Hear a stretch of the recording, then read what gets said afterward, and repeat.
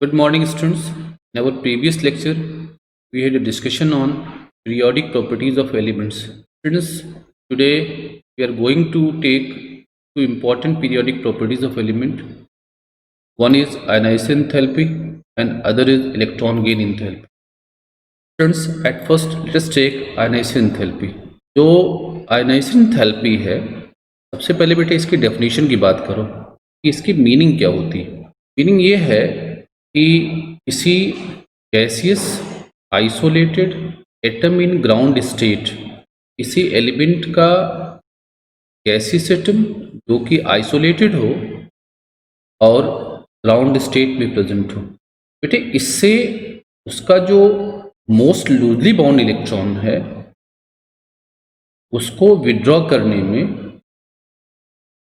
जो amount of energy की need होती है, that amount of energy is called as ionization enthalpy of element here. तो students, ये तीन बातें इंपॉर्टेंट है। तो आप कहेंगे the amount of energy required to remove the most loosely bound electron from an isolated gaseous atom of element in ground state is called ionization enthalpy of the element here।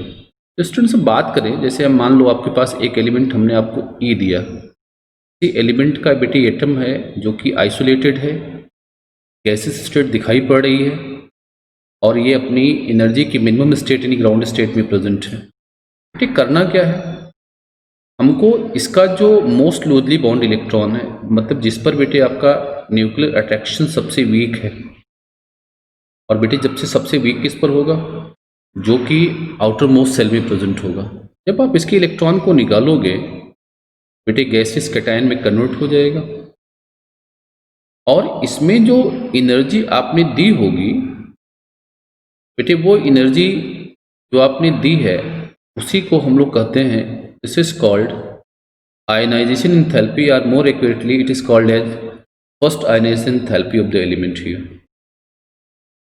Friends, एक बात दूसरी बात समझिए कि जो enthalpy हमारी है ionization enthalpy, इसको शॉर्टली हम लोग बेटे IE से लिखते हैं और फर्स्ट को IE1 से लिखते हैं। स्टूडेंट्स, ये जो हमारी आयनाइज और इसका सिंबॉलिक फॉर्म डेल्टा IH लिखा जाता है इसको है। स्टूडेंट्स, इसका मेजरमेंट की बात करें तो इसके मेजरमेंट की जो यूनिट हम लोग यूजुअली यूज करते हैं वो किलो जूल पर मोल के फॉर्म में बेटे इसकी यूनिट हम लोग मेज़र करते हैं इसको हैं। तो बेटे इसके बाद क्या करो, हम बात करें कि सक्सेसिव आयनाइजेशन एंथैल्पी की। बेटे अब करना क्या है कि आपने जो मोस्ट लूजली बाउंड इलेक्ट्रॉन है उसको आपने विड्रॉ कर लिया, तो ये इसका मोनो पॉजिटिव कैटायन बन गया जिसको आपने E+G से शो किया है, जैसे सोना E+G ये वाला जो।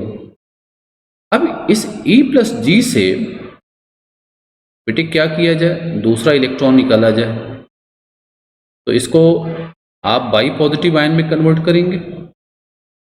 तो इसमें जो अमाउंट ऑफ एनर्जी की जो नीड होगी उसको डेल्टा ES2 बोलते हैं आप हैं, और बेटे इसको IE2 बोलते हैं, सेकंड आयन एंथैल्पी। बेटे लाइकवाइज जब आप E2+ से आप जो बाई कैटायन बेटे बाई पॉजिटिव कैटायन उससे थर्ड इलेक्ट्रॉन उसका भी निकालेंगे तो डेफिनेटली ये बाई पॉजिटिव कैटायन मिलेगा बेटे, और इसमें जो एनर्जी की नीड होगी जैसे डेल्टा ES3 और इसको आप IE3 बोलते हो। और स्टूडेंट्स, ये जो हमारी एनर्जी है जो इसमें इस स्टेप में यूज हुई हो उसको सेकंड आयनाइजेशन एंथैल्पी बोलते हैं, जो इस स्टेप में आपने यूज किया इसको थर्ड आयनाइजेशन एंथैल्पी बोलते हैं, और इसी तरह से आप हायर ऑर्डर की एंथैल्पी की बात कर सकते हो। स्टूडेंट्स, अब बात करें ये जो हमारी किसी एक एलिमेंट के लिए जो उसकी एनर्जीज होती हैं, ये सारी जो एनर्जीज होती हैं जिसकी बात आप कर रहे हो, उनको कलेक्टिवली हम लोग successive ionization enthalpy of the element बोलते हैं। स्टूडेंट्स, इन सारी जो सक्सेसिव आयनाइजेशन एंथैल्पी हैं इनके मैग्नीट्यूड में क्या रिलेशन होता है, अब इस पे बात करनी है। तो सबसे पहले आप केयर करो बेटे, इसको करने के लिए आपको कुछ करना नहीं है, केवल जो हमारे बेटे जो एलिमेंट E है, पॉजिटिव आयन बेटे ये वाला जो है, पॉजिटिव आयन ये वाला जो है, इनकी क्या करो, केवल आप इफेक्टिव न्यूक्लियर चार्ज की वैल्यू के बारे में सोचो कि इनमें क्या रिलेशन होना चाहिए। तो आप कहेंगे एलिमेंट का तो एटॉमिक नंबर सेम है, मतलब न्यूक्लियर चार्ज सेम है, लेकिन in the process of removal of electron, electron कम हो रहे हैं। तो नो डाउट सक्सेसिव बेटे सिग्मा वैल्यू डिक्रीज कर रही है। सक्सेसिव अगर सिग्मा वैल्यू डिक्रीज करेगी तो बेटे इफेक्टिव न्यूक्लियर चार्ज की वैल्यू इंक्रीज करेगी। तो सबसे कम इफेक्टिव न्यूक्लियर चार्ज बेटे यहाँ ऑपरेट होता रहा होगा, उससे कम बेटे उससे ज़्यादा यहाँ पे, और सबसे ज़्यादा बेटे यहाँ पे काम करता होगा। अगर इफेक्टिव न्यूक्लियर चार्ज की वैल्यू बढ़ेगी तो नो डाउट कहेंगे the electrons are firmly, that is attracted by nucleus. तो ऐसी सिचुएशन में जो आपको रिमूवल के जो एनर्जी देनी पड़ेगी, डेफिनेटली बेटे उसका मैग्नीट्यूड वो धीरे धीरे करके उसमें इंक्रीमेंट दिखाई पड़ेगा। सो आप कह सकते हो कि जो हमारी IE1 की वैल्यू जो होती है बेटे, ये लीस्ट होती है किसी भी एलिमेंट के लिए। उसके बाद उससे बड़ी वैल्यू IE2 की होती है, और सबसे बड़ी वैल्यू बेटे वो उससे बड़ी वैल्यू IE3 की होती है, और सो ऑन सो, इस तरह से आप कह सकते हो। तो this is the relationship of the magnitude of different ionization enthalpy for a particular element here. Students, इसके बाद आइए बात करें हम आपसे कि what are the factors which affect the magnitude of ionization enthalpy. Students, अगर हम बात करें तो सबसे पहला जो काम होता है वो यही होता है, इफेक्टिव न्यूक्लियर चार्ज। और बेटे दूसरा जो होता है वो आप कहते हो कि हमारा जो stability of electronic configuration is another factor. Stability of electronic configuration बेटे it is the other factor which affect the magnitude of that is your ionization enthalpy। बेटे बात करें आपके इफेक्टिव न्यूक्लियर चार्ज की, तो पता है कि जब आप किसी पीरियड के लॉन्ग जब मूव करते हो तो आपका जो इफेक्टिव न्यूक्लियर चार्ज जो डिफरेंट एलिमेंट बेटे उस पीरियड के लॉन्ग जो पढ़ते हैं उनकी वैल्यू में सक्सेसिव इंक्रीमेंट वहाँ पे बेटे दिखाई पड़ता है। जबकि जब आप ग्रुप वाइज मूव करते हो, top to bottom along the group move करते हो, इफेक्टिव न्यूक्लियर चार्ज की वैल्यू डिक्रीज करती है। ये बेटे जितना इफेक्टिव न्यूक्लियर चार्ज जितना हायर होगा, आयनाइजेशन एंथैल्पी की वैल्यू बेटे उतनी ज़्यादा पॉजिटिव होगी। More is the value of effective nuclear charge, more will be the positive value of ionization enthalpy.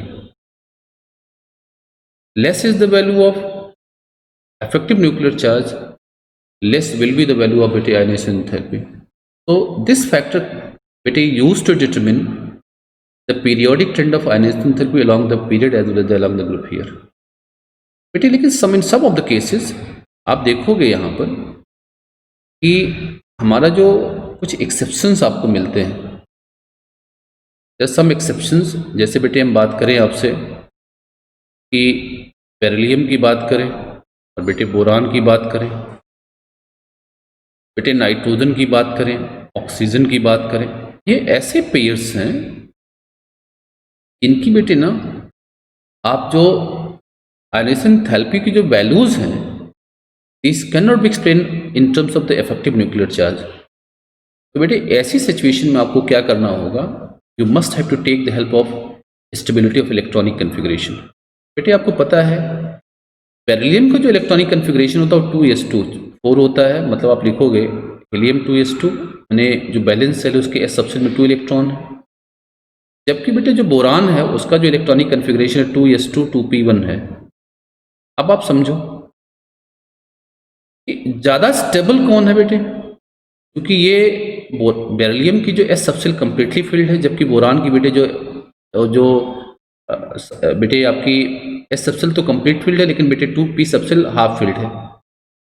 तो अब आपको क्या करना है, इस केस में बेरिलियम को आयनाइज करने के लिए आपको एस सबसेल से इलेक्ट्रॉन निकालना है, जबकि बोरान में आपको p से निकालना है। आप कहोगे ये जो कन्फिग्रेशन है this is unstable in comparison to, relatively unstable in comparison to 2s2 configuration. तो दैट इज वाई बेटे जो ionization enthalpy value of beryllium should always be higher than boron here. Students, एक बात हम लोग और करते हैं जिसको हम लोग पेनिट्रेशन इफेक्ट बोलते हैं। आप समझिए कि किसी बेटे सेल का की जो डिफरेंट सबसेल होती है, जैसे मैं आपसे कहूँ 2s 2p बेटे ऐसे मान लो आपकी सेकंड सेल की सबसेल की बात करूं तो बेटे इनको क्लोज जो कौन न्यूक्लियर के क्लोज कौन न्यूक्लियस के क्लोज कौन है बेटे 2s ज़्यादा क्लोज है 2p जो ज़्यादा बेटे थोड़ा सा दूर है। तो जो क्लोजनेस होती है किसी बेटे सेल के सबसेल्स की उसको उसका पेनिट्रेशन इफेक्ट बोलते हैं। तो पेनिट्रेशन इफेक्ट जितना ज़्यादा होगा आई की वैल्यू बेटे उतनी ज़्यादा मिलेगी आपको। तो इसका मतलब बेटे यहाँ पर चूंकि 2s सबसेल का पेनिट्रेशन इफेक्ट हायर है 2p का बेटे पेनिट्रेशन इफेक्ट बेटे लो है, इसीलिए आप कहेंगे due to higher penetration effect of 2s subshell than 2p subshell the ionisation enthalpy of beryllium should always be higher than boron here. बेटे same logic can be given in case of बेटे आपको nitrogen. Nitrogen में अगर आप देखो तो यहाँ लिखोगे बेटे आप कि दैट यू हैव 2s2 बेटे 2p3, इसका बैलेंस सेल कन्फिग्रेशन होगा। और बेटे अगर यहाँ पे करो तो ये करोगे 2s2 2p4।